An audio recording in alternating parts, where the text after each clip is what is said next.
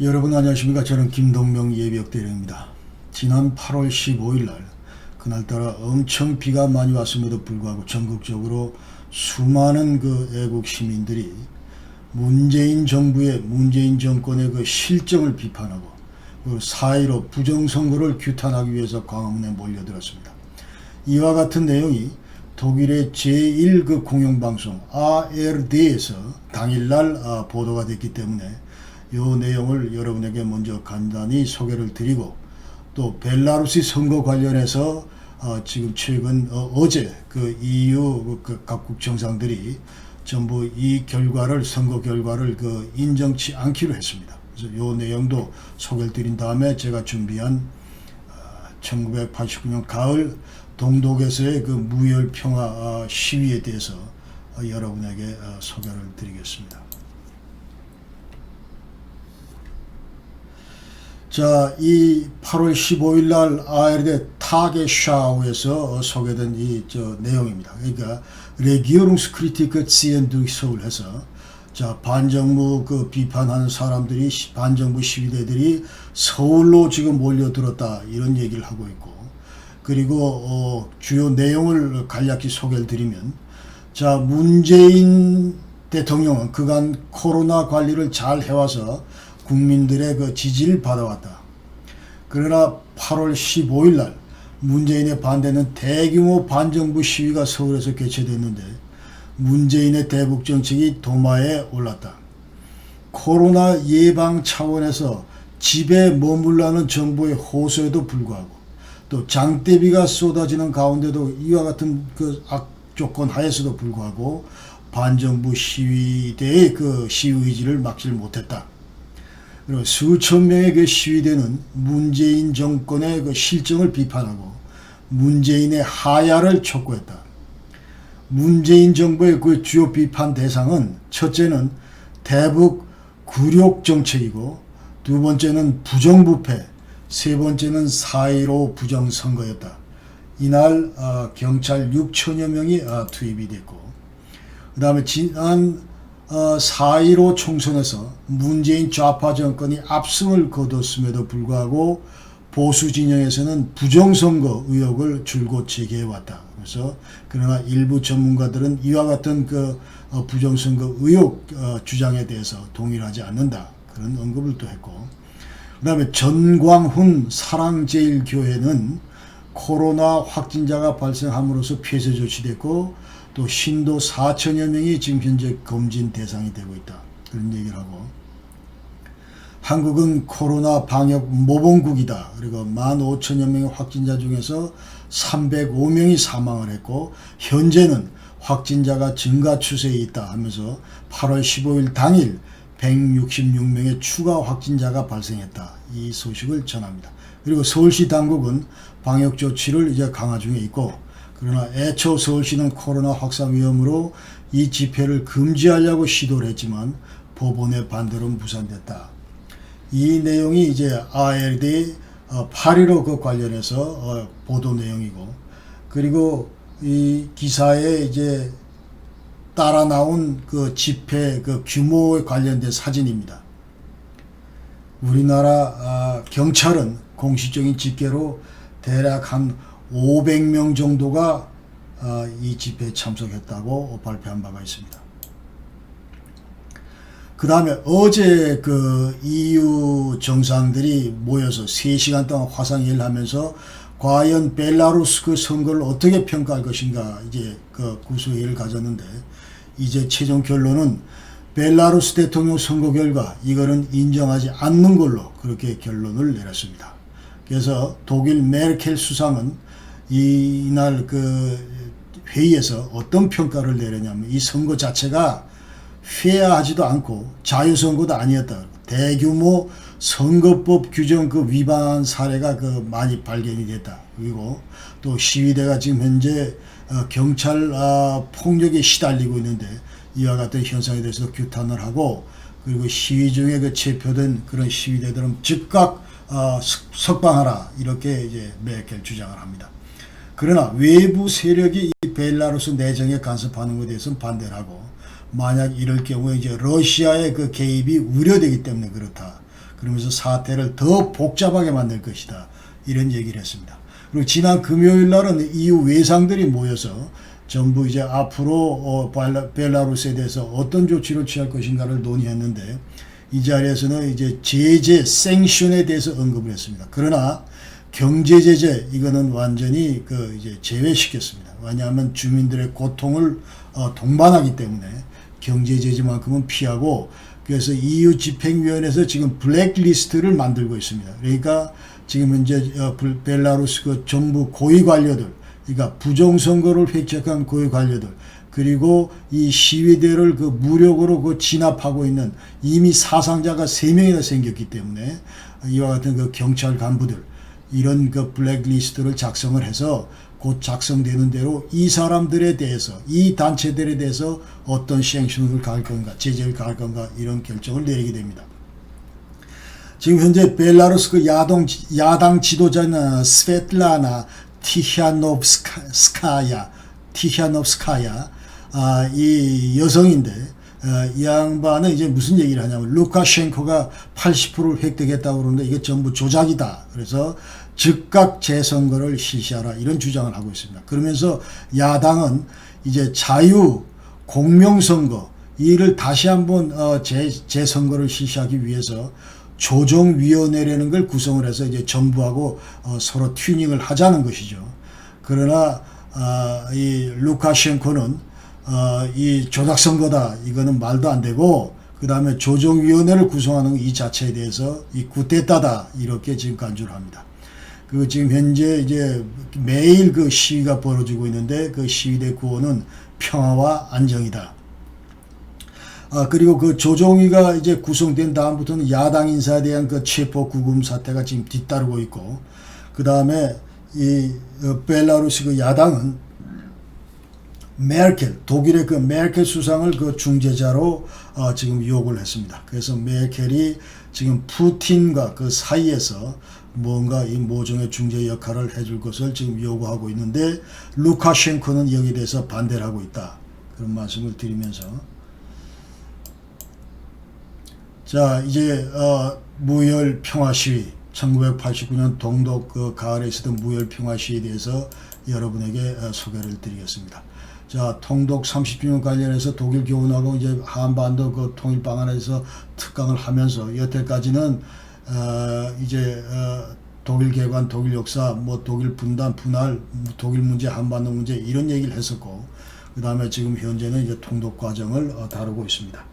그래서 여태까지 제가 이 테마 관련해서 이제 10개의 영상을 준비를 했는데, 지금 보시는 바와 같습니다. 그래서 최근에는 7편에서 동구권이 몰락하고, 그 다음에 이것이 어떻게 동서냉전으로 이어졌는지, 그리고 동독 주민들이 어떻게 탈출을 하는지, 그런 것들에 대해서 이제 설명을 드렸고, 지난 시간에는 5월 7일 동독의 지자체 선거가 완전히 부정선거였고, 이것이 동독 몰락을 자초했다, 이런 말씀을 드렸습니다. 1989년 한마디로 동독은 거의 지금 사통당 정부는 이 체제를 유지할 수 없는 그런 상황에 빠져 있었다. 그래서 이 통치 체제 자체가 여러 군데서 이미 구멍이 나 있었다, 이런 말씀을 드리고, 그 다음에 이 정치적으로는 완전히 지금 국제적으로도 그렇고 외교적으로 고립되어 있었고, 국가 재정은 완전히 파탄 상태였다. 그래서 1989년도에 동독이 이제 해외 수출을 하는데, 수출로 벌어들이는 돈이, 외화 총 액수가 그해 외화 대외적으로 갚아야 될 그런 총 액수의 35%밖에 차지하지 않는다. 그러니까 완전히 대외 지불 불능 상태에 빠졌다. 그러면서 만약 해외로부터 대외 외채를 끌어들이지 않는다면은 동독 주민의 일반적인 생활이 25%에서 30% 가까이 이제 질이 저하될 것이다. 그래서 동독 정부는 어떤 형태로도 하여튼 이 동독 주민들을 통치할 수 있는, 불만을 다스릴 수 있는 그런 능력을 이미 완전히 통제 불능 상태에 빠질 것이다. 능력을 상실한 채 통제 불능 상태에 빠질 것이다. 그런 얘기를 했습니다. 그리고 서방 언론들이 이제 모든 걸 실시간으로 다 보도를 하기 때문에 동독 주민에게 그대로 그 모든 것들이 다 전파되는 그런 상황이었습니다. 그래서 1월 달부터 6월 달까지 그 라이프치히 중심으로 이제 반체제 시위가 있었는데 1월 11일 날 이제 라이프치히 반체제 그 시민단체는 약 한 삐라 5천 장을 그 개인 우편함에 살포를 하면서 1월 15일 날 우리가 중심가에서 마크플라츠에서 만나자, 집회하자 그렇게 얘기를 했어요. 그 다음에 1월 15일은 무슨 날이냐 하면 자 지금 현재 여기 사진에서 보는 이제 칼 립크네히트하고 로자 룩셈부르크 이 두 명의 그 혁명가입니다. 그러니까 공산주의자 반면에 이제 반전을 그 부르짖었던 그런 그 정치 사상가라고 보시면 되는데 이 두 사람이 1919년도에 동시에 이제 암살을 당해서 이 70주기를 그 추도하는 그런 그 시위가 계획이 되어 있었던 것이죠. 그래서 라이프치히 시내에서 한 500명이 민주화 시위를 했었고 이때 이제 53명이 체포가 됐는데 4일에 석방이 되는데 왜 석방이 됐냐면 1월 17일 날 그 CSE 이 비엔나 컨퍼런스가 있었는데 여기서 미국과 독일 외상이 빨리 이들을 석방하라 그 압력을 가했기 때문에 그랬다. 그 로자 룩셈부르크 그 어기 중에 하나는 Freiheit ist Freiheit der Andersdenkenden. 이게 무슨 이야기냐면 자 자유라고 하는 거는 엄밀한 의미에서 달리 생각하는 사람들의 자유 이것도 반드시 그 포함이 돼야 된다. 이제 그런 얘기를 했습니다.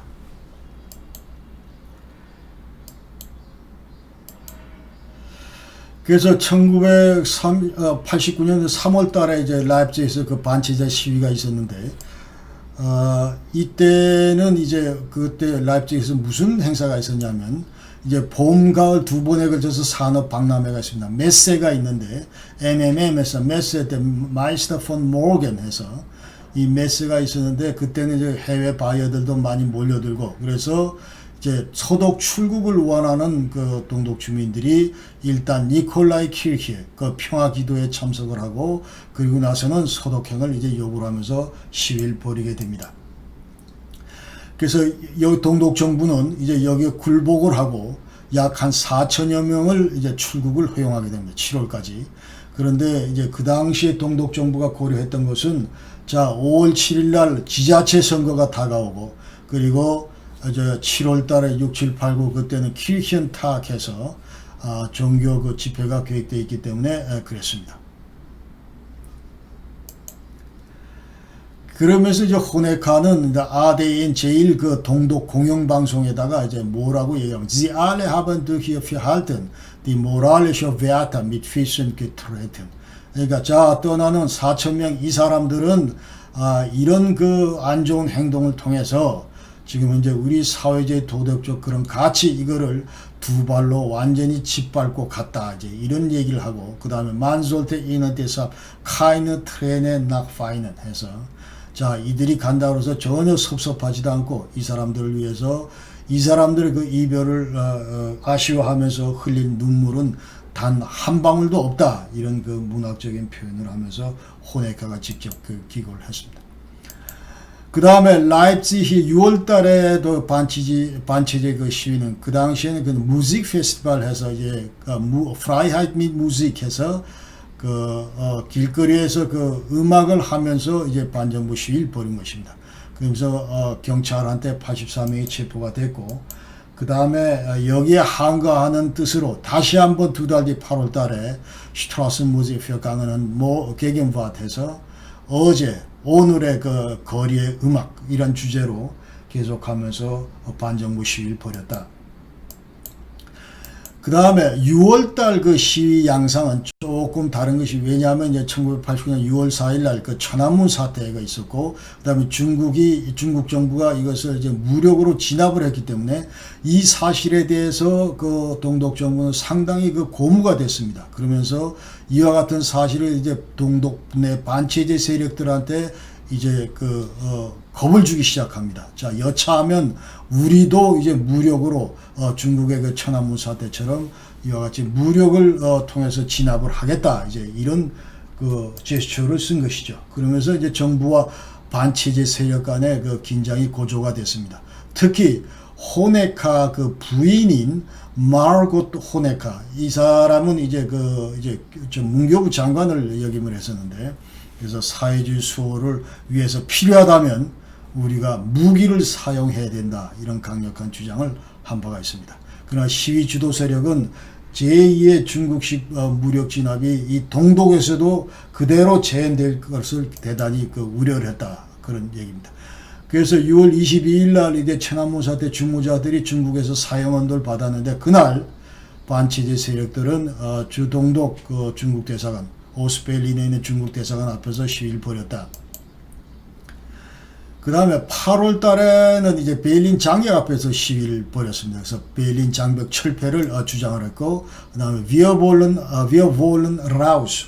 우리도 이제 서도로 가고 싶다. 이제 이런 얘기를 했습니다. 그러나 사통당 그 정부는 이 베를린 장벽 마워 이것은 반드시 필요하다 이런 말을 했죠. 그러니까 1월 19일 날 지난 시간에 얘기한 대로 그 다음에 이 호네카는 뭐라고 하는 마오베아다 50년 내지 100년 동안 계속 존속해야 된다. 여기에 필요한 그런 이유들이 전혀 제거되지 않는 한 그 얘기는 그러니까 반드시 이것이 제거될 그런 타당한 이유가 생기면 몰라도 그렇지 않는 한 50년에서 100년 동안 계속 이어져야 한다.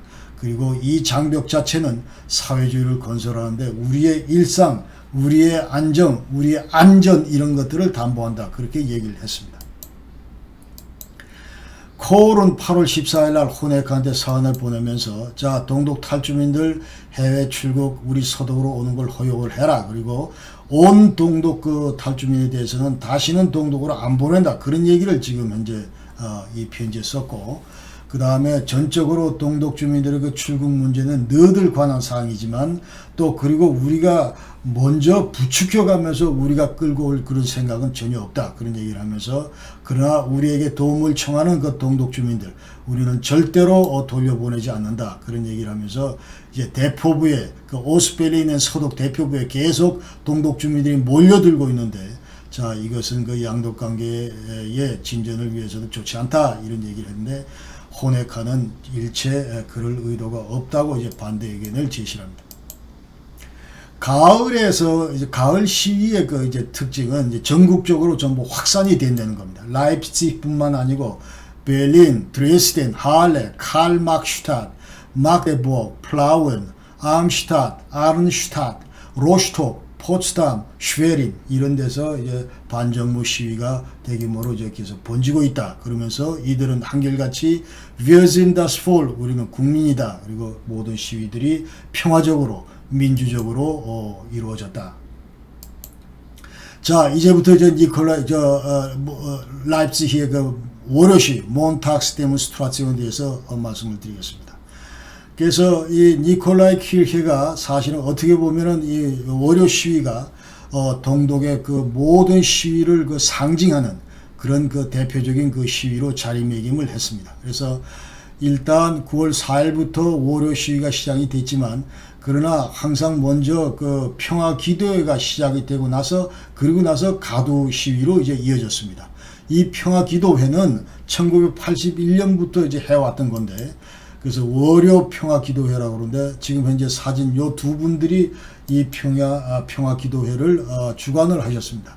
그래서 위에 분은 크리스토 본네 베아가 이분이 86년부터 89년 9월까지 그 밑에 이제 89년 10월부터 크리스티안 퓨어러 이분이 맡아서 주관을 했다.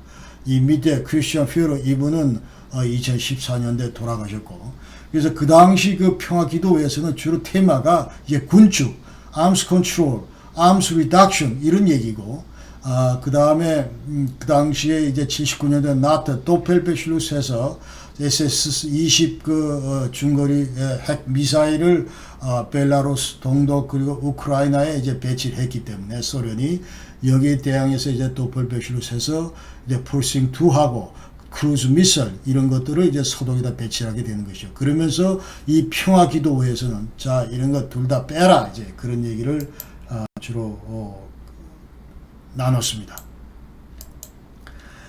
그리고 이 니콜라이 키르케가 이제 월요 시위에 라이프치히 월요 시위의 이제 본산지인데 니콜라이 교회가 이렇게 생겼고 그 다음에 여기서 이제 1200명이 9월 4일 날 평화 기도 후에 가두 시위를 했다.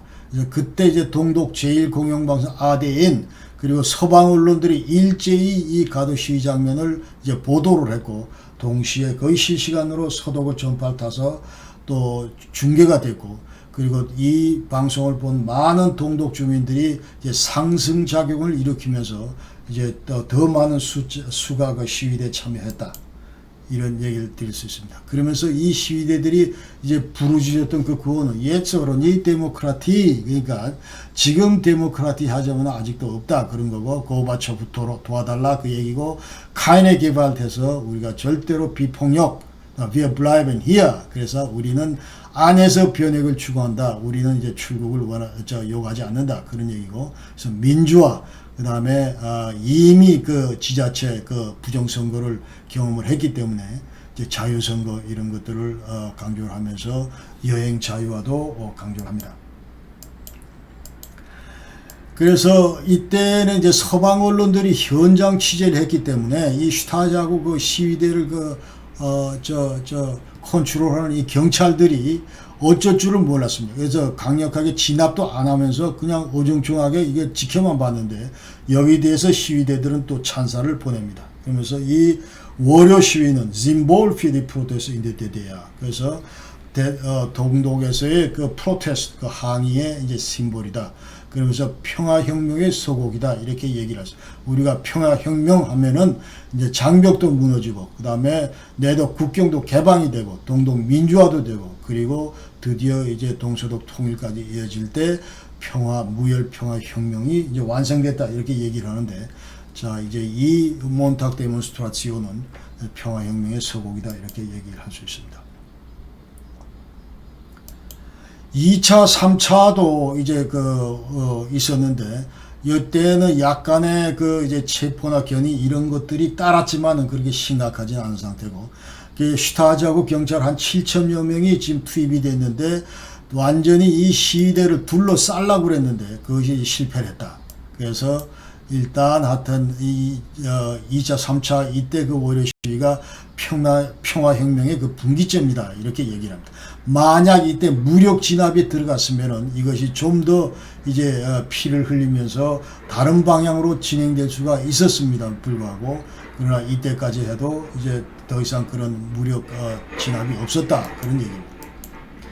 4차 월요 시위가 9월 25일 날 있었고, 이때는 시위대가 이제 엄청 늘어서 8천여 명이 됩니다. 그러면서 완전히 그 슈타지 그 시위 감시단을 이제 압도를 하게 되고, 그러면서 이제 이 월요 시위를 주관하는 크리스토프 본넨베아가, 이 목사님은, 니콜라이 교회 목사님은 철저히 평화 시위를 강조합니다. 이 사람은 자나 깨나 하여튼 비폭력, 행여나 시위대가 누구 하나 다 유혈 사태로 다칠까봐, 유혈 사태로 발전될까봐 이를 염려를 해서 비폭력을 강조합니다. 카인의 개발, 절대로 폭력 쓰지 마라, we shall overcome 하고, wer Gewalt übt, damit Gewalt droht und sie anwendet, wird selbst Opfer der Gewalt. 그래서 만약 그 무력을 쓰거나 또 무력으로 위협을 하거나 무력을 사용하거나 이럴 경우는 그 사용하는 그 사람 자체가 무력의 그 희생자가 될 것이다, 이런 얘기를 하면서, wer das Schwert nimmt, wird durchs Schwert umkommen. 그래서 칼을 휘두르는 자는 그 칼로서 지 스스로가 이제 죽게 될 것이다, 그런 얘기를 이제 계속 시위 중에 이런 그 얘기를 강조를 합니다. 그 다음에 wer einen Gummikniffel schwingt, also sollte besser einen Schutzhelm tragen. 그래서 지금 곤봉을 거의 휘두르는 이제 시위대 그 경찰을 얘기를 하는데, 이 사람들은 아마도 자기 그 머리를 그 보호하는 헬멧을 쓰는 게 나을 거다. 그러면서 wer andere blendet, wird selbst blind. 그래서 다른 사람을 눈멀게 하는 자는 스스로가 장님이 될 것이다. wer andere willkürlich die Freiheit beraubt, hat bald selbst keine Fluchtwege mehr. 그래서 억압적으로 다른 사람들의 그 자유를 예컨대 이게 빼앗으려고 하는 자는 자기 스스로가 이제 어떤 출구를 찾지 못할 것이다, 이런 얘기를 크리스토프 본넨베아는 계속 시위 중에 이제 강조를 합니다. 5차 월요 시위 때는 2,500명으로 이제 평화기도에서 출발을 했는데, 이것이 2만 명으로 순식간에 늘어나고, 그래서 53년도 6.17 그 동독 그 데모 시위, 반정부 시위, 그 당시 그 소련 점령하에 반정부 시위 이래 최대, 그 당시까지만 해도 최대 규모다. 2만 명. 그러면서 이 당시에는 또 대규모 경찰 시위 진압 때도 투입이 돼서 이제 폭력을 행사를 했지만, 그러면서 일부 그 부상자도 생기고 체포도 따르고 했지만, 그러나 큰 그 유혈 사태는 없었다 하는 것이요. 그러면서 이제 경찰은 뭐라 그러냐면, Here spread false police. 야, 이제 마이크로 메가폰으로 자, 우리 여기는 경찰이다, 그렇게 얘기를 하니까 이제 시위대는 뭐라 그러나, 우리는 국민이다, 너희들이 경찰은 우리는 국민이다, 이런 얘기를 화답하면서 자유, 평등, 그리고 형제, 이런 것들을 이제 강조를 합니다. 그래서 10월 6일부터 7, 8, 9까지 인민해방군, 자, 군대는 드디어 1급 비상대기 발령을 내려진 상태입니다. 10월 4일은 지난번에 얘기 드렸다시피 이제 드레스덴에서 시위가 있었다. 그 당시에 프라하 소독 대사관에서 이제 특별 열차로 프라하에서 소독 호프로 그 특별 열차로 이제 출국을 하는 그런 상황에서 지금 드레스덴에서 잠깐 쉬었는데, 이때 이 열차에 탑승하기 위해서 동독 주민들이 그 드레스덴역으로 몰려왔었다, 그런 얘기죠. 그러면서 이때 그 경찰이 강제 해산을 시키면서 1,800명이 그 체포가 됐다, 그런 얘기고, 그 다음에 9월 30일 이제 프라하 소독 특별열차는 계속 달렸다, 그런 얘기고.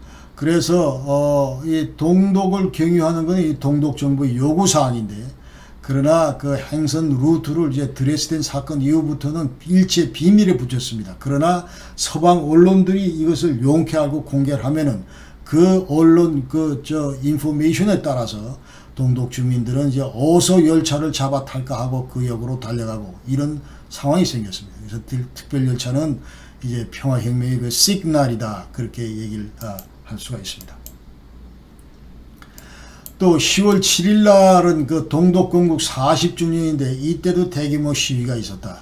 그래서 고르바초프는 그때 이제 단상에서 국빈으로 방문해서 그때 이 행사에서 뭐라고 얘기를 하냐면, 자, 전진만이 있을 뿐이다, 경제개혁해라, 이런 욕을 하고, 절대로 그 타이밍을 놓치지 마라, 기회를 잘못 이용하면 안 된다. Wenn wir zurückbleiben, bestrafen uns das Leben sofort. 그래서 우리가 계속 앞으로 못 나가고 뒤처져서 머물 경우에 인생은 우리를 벌할 것이다, 이제 그런 얘기를 또 합니다. 그러면서 이제 고르바초프가 강조하는 것은, 자, 러시아하고 폴란드, 헝가리에서 어떤 일이 일어난지 동독 너희들은 이들의 그 경험을 직시하라, 그런 얘기입니다. 적절히 대응하지 못할 경우에 당이 국민들로부터 심판받는다. 그래서 오로지 한 가지 선택은 앞으로 전진하는 길만이 있다, 그런 얘기를 했습니다. 여기 대해서 호네카는 아무 언급도 안 하고 동독 성과만 이제 자창을 하게 됩니다. 자, 우리는 뭐 이미 반도체도 개발을 했고 뭐 이런 얘기를 하고, 그러나 소련은 이때 이미 감지를 했습니다. 이 동독에 조만간 대변혁이 오겠구나, 이런 것을 이제 감지를 했는데, 얼마 안 가서 10월 17일 날 에릭 호네카는 드디어 실각하게 됩니다. 그래서 이 당시에도 동독인민군은 여전히 전투 준비 태세가 발령된 그런 상태였다. 여차하면은 이제 그 시위대를 위해서 무력으로 뛰어들 수 있는 그런 상황이었다는 것이죠. 그 다음에 지난 시간에 얘기했대로 이제 10월 7일 날 이것은 대규모 그 부정선거 규탄 시위가 동베를린 알렉산더 플라츠에서 있었다, 그러면서 이와 같은 구호를 쭉 얘기를 했고, 그러나 이와 같은 그 시위 장면은 ARD 서독의 제1공영방송, ZDF 제2공영방송이 모든 그 이제 폭력 현장 이런 것들을 라이브로 방영을 해서 서독으로 전부 타전했다. 그 다음 6차 라이프치히 월요 시위가 10월 9일 날 있었는데 무려 7만 명이 이제 몰려듭니다. Wir bleiben hier 계속 강조하고, 그 당시에 이제 새롭게 그 새롭게 그 이제 창설을 한 노예스 포럼이라는 그 시민단체, 이것을 이제 동독 정부는 허용을 하지 않았는데 이것을 허용을 요구를 합니다. 그리고 개혁, 자유선거하자, 지도부 퇴진, 이런 요구를 하게 되는 것이죠. 이때는 6차 라이프치히 월요 시위 때는 정부 측에서 이제 8천여 명의 그 무장 시위 진압대하고 5천여 명의 그 민간 세력들, 친정부 민간 세력들 들이 이제 그 시위대에 투입이 됐습니다. 그러면서 일부 그 민간인 복장으로 시위대 침투를 했는데, 진압을 시도를 했는데 완전 시민들의 기세에 눌려서 결국 진압을 포기했다, 그런 얘기고. 그 다음에 이때도 이제 비폭력을 계속 호소합니다. 크리스토 본네베아가는 이 목사님은 계속 이제 하면서 시위대뿐만 아니고 시위 진압대에 대해서도 철저하게 비폭력을 계속 강조합니다. Wir sind ein Volk. 여기서 ein Volk는 이제 같은 국민이라는 거죠. 그러니까 시위대도 독일 국민, 그 다음에 진압대도 독일 국민, 우리는 서로 적이 아니다, 그런 얘기죠. Gewalt unter uns hinterlässt ewig blutende Wunden. 그러면서 만약 폭력을 사용할 경우, 우리 사이에 폭력을 사용할 경우 영원히 이제 피를 흘리는 그런 상처를 남길 것이다, 그런 얘기를 이제 하면서, 그 다음에 지금 현재 이 심각한 상황, 이것은 전적으로 지금 현재 사통당과 그리고 정부 책임이다. 그러면서 지금 현재 오늘날 우리에게 필요한 것은 더 이상 이 에스컬레이션 되는 것을 이제 막는 거다. 그래서 폭력이 에스컬레이션 되는 걸 막는 거다, 그런 얘기를 하면서, 이럴 때만이 바로 우리의 미래가 이제 연결이 돼 있다, 이런 얘기를 이제 하면서, 그래서 이제 비폭력으로 무사히 잘 끝났습니다. 그래서 6차 라이프치히 월요 시위를 최초의 비폭력 평화적 시위다, 그러면서 SED의 사통당 독재에 대한 첫 승리다, 이렇게 얘기를 합니다. 그러면서 오히려 이제 많은 시위 진압대들이 이제 투입이 됐다고 얘기를 했는데, 이 사람들은 진압 작전보다는 오히려 이 사람들이 시위대들한테 어떻게 좀 이 안전을 위협받지 않을까, 이런 것들을 더 걱정해야 되는 그런 상황이었다. 그리고 서방 언론은 평화 시위를 일제히 보도합니다. 그래서 완전히 이제 슈타진하게 이 진압대들이 시위대에 완전히 굴복했다, 이런 것들이 이제 외신을 타고 전 세계에 그대로 전파가 됩니다. 그러나 10월 초까지는 이제 경찰이 모든 시위 상황 이런 것들을 장악하고 있었는데, 이제 완전히 지금부터는 역전이 됐다. 10월 9일부터는 역전이 됐다. 그러면서 라이프치히가 새로이 영웅 도시로 헬덴슈타트로 이제 거론되기 시작합니다. 그 다음에 7차 라이프치히 월요 시위에서는 12만 명이 이제 시위에 가담을 하면서 이제 장벽 붕괴를, 장벽 철폐를 요구를 합니다. 그러면서 이제 아까 얘기대로 계속 민주화 요구를 하게 되고, 그 다음에 여행 자유화를 하게 되고, 언론 자유화, 이런 것도, 인권, 시민들의 인권, 이런 것도 요구를 합니다. 그러면서 이제 사통당 레짐이 급속히 몰락을 하게 됩니다.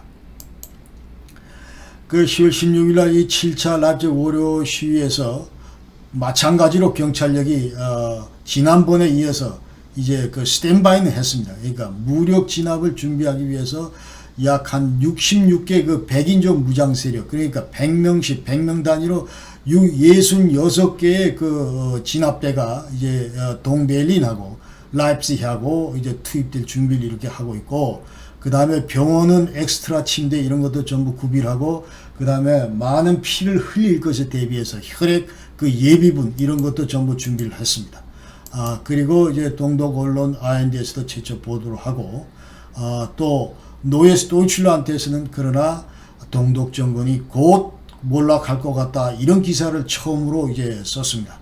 그러면서 이제 10월 17일 날은 사통당 센트럴 코미티 중앙위원회에서 호네카의 실각을 이제 결정하게 됩니다. 8차 라이프치히 월요 시위에서는 이제 약 한 30만 명이 모여서 반정부 시위를 이제 벌이게 되는데, 주로 젊은 시위대들이 많이 참여를 했고, 그 다음에 지금 사진에서 보는 이분이 에곤 크렌츠인데 호네카 후임입니다. 부위원장 하다가 이제 위원장 서기장이 된 거고, 그래서 국가평의 의장 선출을 이제 반대하게 됩니다. 이 사람은 이제 국민들한테 인기가 없어요. 인기가 없고, 천안문 사태 이후에 중국 건너가 가지고 중국식 무력 해결 이거에 대해서 아주 지지를 한다, 공개적으로 선언한 사람이 이 사람이에요. 나중에 이제 국경 사격 명령 거기 재판에 연루돼서 이제 6년만 판결받고 4년간 실제로 복역을 했다가 2003년도에 이제 퇴소를 했습니다. 11월 4일 날은 이제 동베를린에서 알렉산더 플라츠에서 대규모 시위가 있었고, 그러니까 동독 역사상 최대 규모의 시위다 해서 50만 명이 몰렸습니다. 그러면서 이제 각종 자유, 언론, 표현, 집회 자유를 부르짖고 민주화를 부르짖었습니다. 그러면서 그 당시 나온 그 캐치프레이즈는 이제 비자 프라이 비스 하와이, 그러니까 하와이까지 비자 없이 우리가 해외 여행 좀 하자.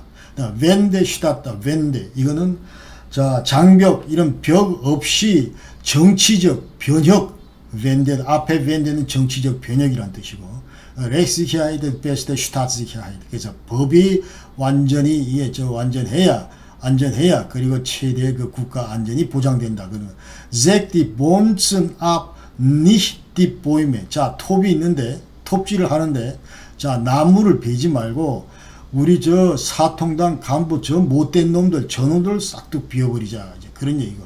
Retreat is a what street 해서 자 에곤 크렌즈 사통당 간부 너희들이 전부 퇴진하는 것만이 퇴진하는 것만이 우리 동독의 그 전진을 담보한다, 이제 그런 얘기. 그러면서 SAD 그 사통당은 철저히 그 통제력을 상실한다, 이제 그런 얘기. 그래서 9차에서 12차 그 라입지그 월요 시위가 이처럼 쭉 있었고, 그 다음에 11월 6일 날 그 라입지그에서는 한 50만 명이 모였고, 그 다음에 드레스덴 10만, 베를린 수만 명 해서 전국적인 이제 규모로 계속 발전을 한다. 그러니까 10월 중순까지 라입지를 중심으로 대규모 반정부 시위가 있었는데 이것이 이제 전국화됐다. 그 이후로 그런 말씀을 드릴 수 있습니다. 그러면서 전부 이제 캐치프레이즈는 그 다음부터는 에곤 크렌츠, 이제 호네카 위임 이 에곤 크렌츠의 사퇴를 이제 계속 요구하는 것만 나옵니다. 그래서 에곤 크렌츠 vs 디 컨쿠렌츠, 그래서 야 우리가 지금 너의 그 대항마다, 그런 얘기도 하고 조롱하는 거지 전부 다.